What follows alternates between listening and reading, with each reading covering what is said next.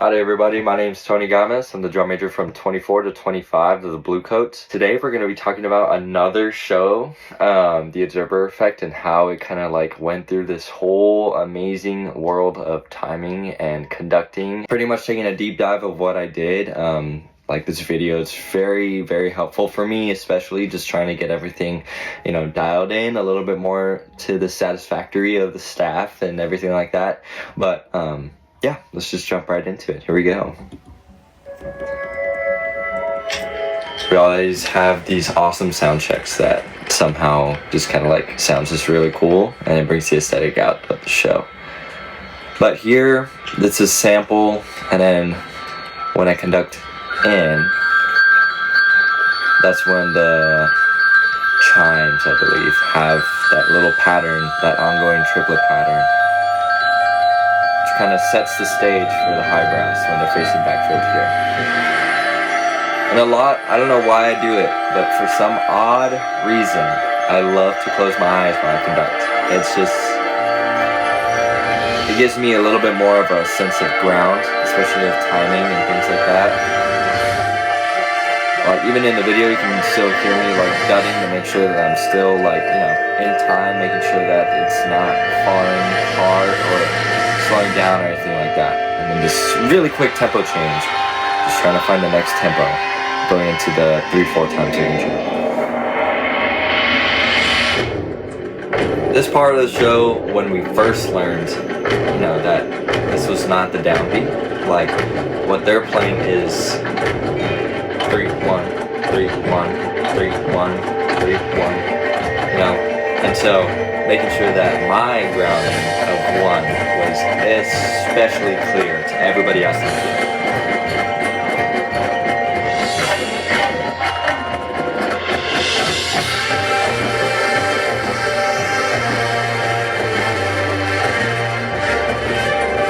And we just take it off from there.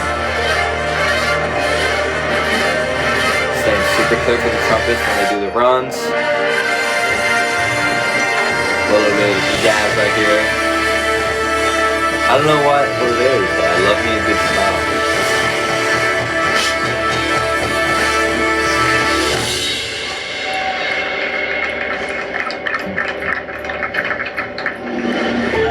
I don't know if you can hear that clicking sound, but once we finish that movement, we go into another one that's at another completely different tempo. Which is a little bit slower, and just trying to keep it a little bit more mental, a little bit more engagement.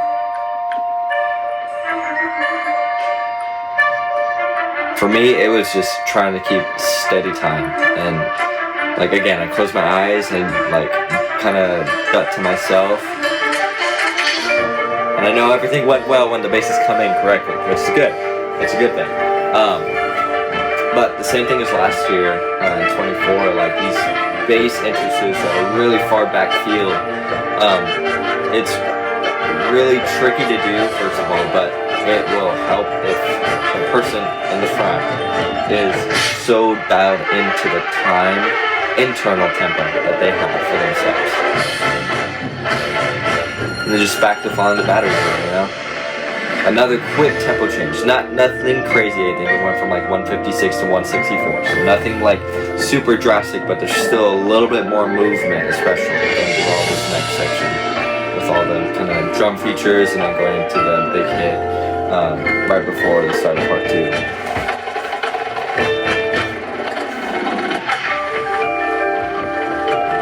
Keeping steady tempo, dudding to myself, making sure. Watching Jackson's feet here. Jackson's feet and sticks.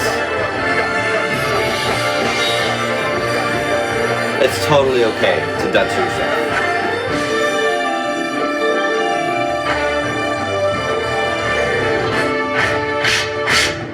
200 right here. Stay calm. Stay in time.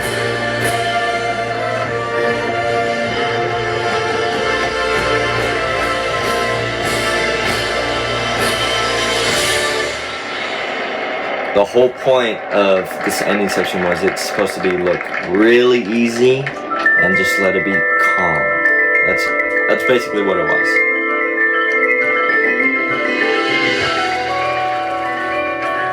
I don't know why, but the snare entrance, I was actually in control of it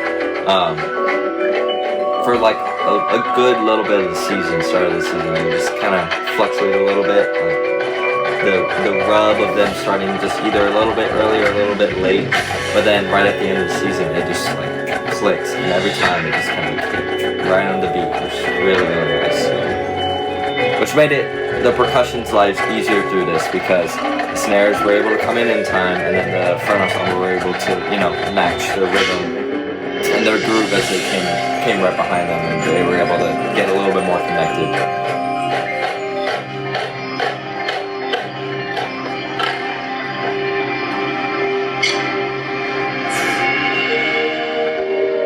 Brass entrance backfield.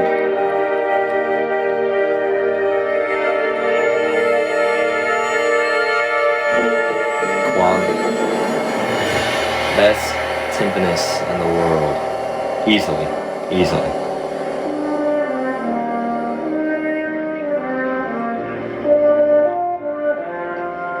The funny thing about this is that Nate was not watching me. He's actually watching Red on the other side. And so the delay from just the sound, like, how sound works, there's always going to be a slight delay of what you hear from what you see, right?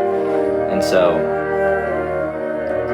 just trying to say a little bit more like controlled and a little bit more like in time. The reason for double time here is so that the mellow entrance was a little bit more accurate, a little bit more, subdivided evenly, rather than, trying to fluctuate between time when it's in halftime. It's just a little bit easier when you make it a little bit easier,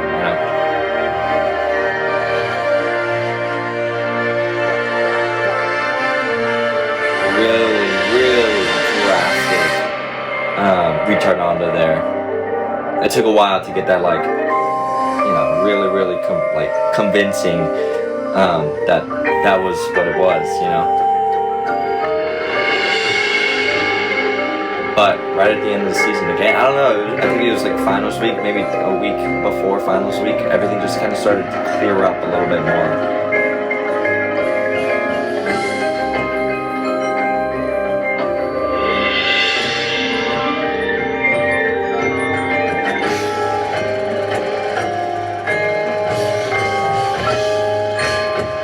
Best part of the show right here. Give it a little pizzazz. Keep time.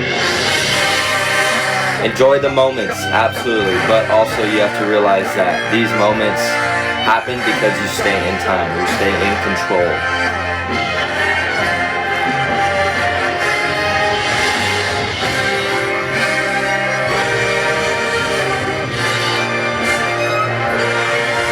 And when you stay in control,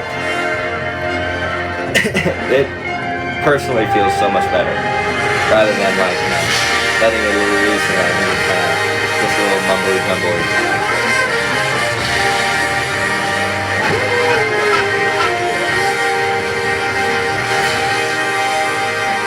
That's thorough, man. That's not the right breath.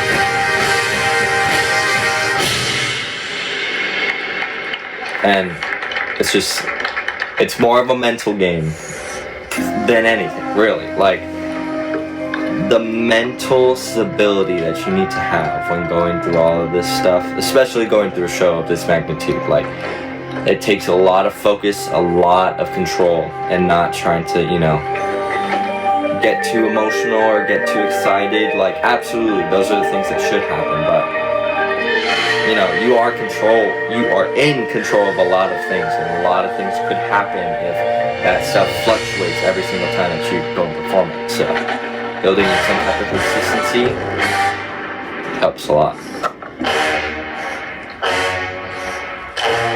Big old bops there. The brass line got way better at that. Towards the end of the season, it's really quick stabs. A lot of internal tempo. Here I had to kind of like get the trombones to come in a little bit more on time, getting a little bit more quicker with my tempo, and then finding the battery and kind of like slowing back into it a little bit. That's what made it sound even better from front field, because you were able to, you know, the brass were on side 1, the batteries on side 2, you're trying to link them together as they come front field. It was a tough task, but was able to get done from the help from the box, Dr. Ryan Kilgore, and then myself and the drum line, and it was just a lot better. One of the hardest things to do right here. This battery entrance was the hardest thing that I had ever done in my life. It sounded pretty good there. But I don't know what it was. I don't know if it was just, you know, individual accountability or anything like that, but it was just so difficult to get absolutely like refined. And by the end, it was great. Grooving, making sure, you know, steady time.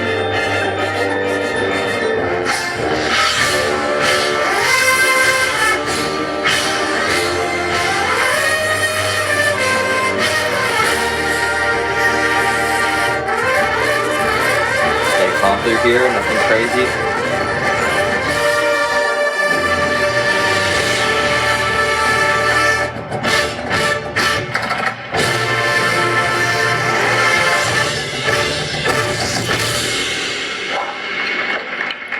I love that part of the show.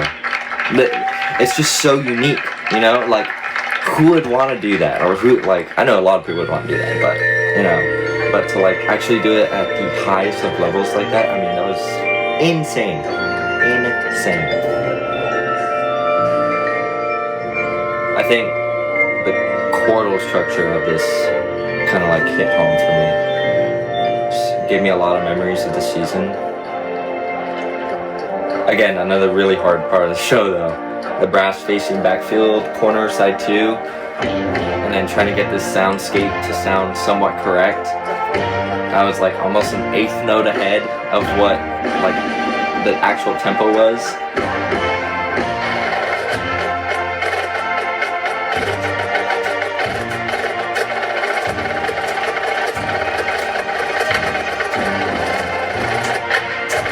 Like, that's the actual tempo, and then as you can see when I'm conducting, it's like almost like an 1/8 note ahead.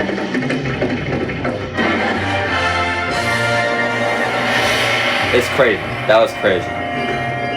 And then this new ending of the show that we kind of added was a really defining moment for us. Like, this show was hard. This show was very, very difficult in the, like, you know, the athleticism, the like amount of, you know, energy that they had to put into the show and still have to like run across the field for the last minute is absolutely insane. And they killed the show. They literally killed it.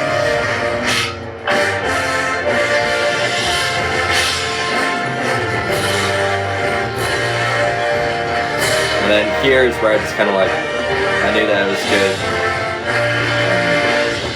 Just kind of let go a little bit. Still staying in time though, you know, but a little bit more energy, a little bit more enthusiasm, letting them know that this is it. Come on, let's go.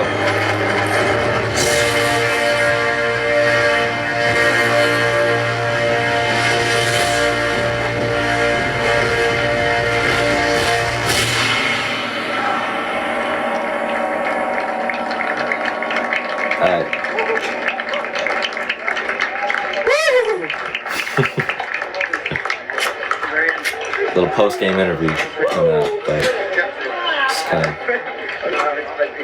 Bluecoats, did that feel unreal? Good. We're gonna have some fun this week. This was Final Week. This was our last week before we headed to Indy. We're back home in our housing site for spring training for the last little week. So. How you feel after that run?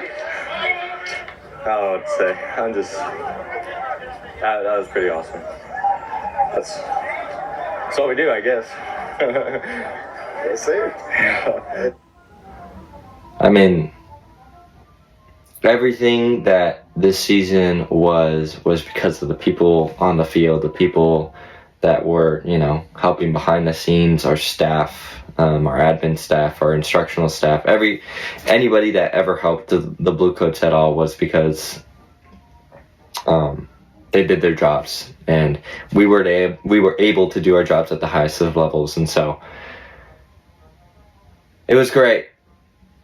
It was great, and you know, everything happened where it was, and I honestly could care less because the season was absolutely amazing because of the fact that we had 165 people do something perfectly at one specific moment in one specific moment of time, and it brought the house down. And so I definitely that'll stay in my heart forever.